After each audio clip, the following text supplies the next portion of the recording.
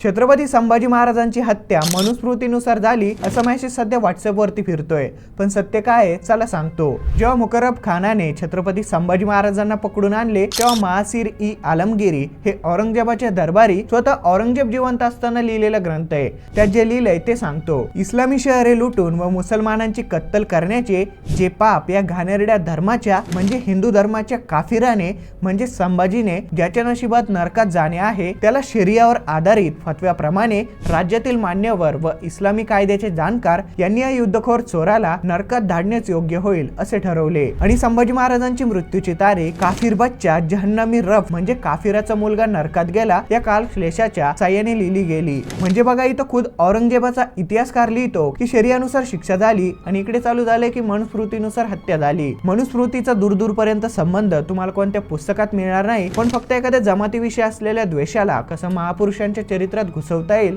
हे चालू असतं यांचं। तो औरंगे आयुष्यभर कुराणला कवटाळून बसला आणि तो मनुस्मृतीला हात लावेल हे अशक्य आहे। हा द्वेष तुम्हाला फक्त ठराविक लोकांकडूनच बघायला मिळेल जे व्हॉट्सअप युनिव्हर्सिटी मधून ग्रॅज्युएट झालेत। हे लोक कसे विसरतात की औरंगजेबाने महाराजांची हत्या केली आहे, उलट मनुस्मृती सारख्या गोष्टीमध्ये आणून आपण शंभूराजांच्या बलिदानाचा अपमान करतोय। बाकी हा व्हिडिओ सर्वांसोबत शेअर करा ज्यामुळे लोकांपर्यंत सत्य पोहोचेल।